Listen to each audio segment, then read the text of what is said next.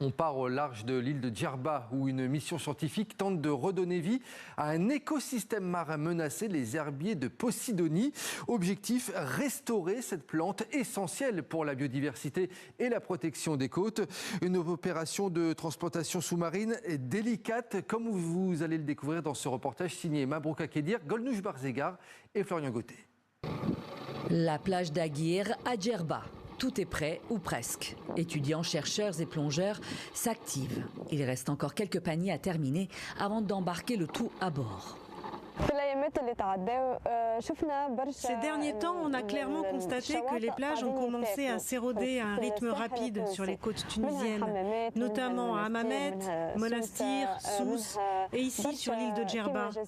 L'une des principales causes est la diminution des surfaces d'herbiers marins, en particulier la Posidonie. L'équipe a pour mission de restaurer les herbiers de Posidonie, une espèce endémique de la Méditerranée, présente en mer jusqu'à 40 mètres de profondeur. On se dirige maintenant vers le site où nous prélèverons des échantillons afin de les replanter à l'endroit prévu pour l'implantation des herbiers. On a fait un repérage en amont et on va choisir une zone riche en herbiers pour ne pas impacter le milieu lors des prélèvements. Sous l'eau, des prairies de Posidonie.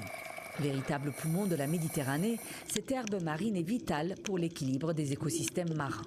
Chaque mètre carré produit 14 à 20 litres d'oxygène par jour et stocke du CO2, ce qui contribue à atténuer les effets du réchauffement climatique. Les herbiers sont aussi l'habitat de nombreuses espèces marines. Ils servent de refuge, de zone de reproduction et de nourricerie. Pour éviter de perturber l'environnement aquatique, l'équipe collecte un échantillon par mètre carré. Une fois remontés à bord, les plants sont déposés dans ces caisses et le tri commence. Chaque plante prélevée doit comporter en moyenne 4 racines. Cet échantillon, par exemple, est riche en racines. La Posidonie est fragile. La moindre erreur peut compromettre sa survie. Pour cette fois, 160 échantillons sont prêts à être transplantés dans des zones où les herbiers reculent, abîmés par la pollution, le réchauffement de l'eau et les ancrages de bateaux. Restaurer cette plante, c'est préserver la mer, la biodiversité, mais aussi protéger les côtes de l'érosion et soutenir la pêche. Et les locaux le savent bien. Il existe une nouvelle zone et une nouvelle prairie d'herbiers qui se sont développées récemment, alors qu'elles n'existaient pas auparavant.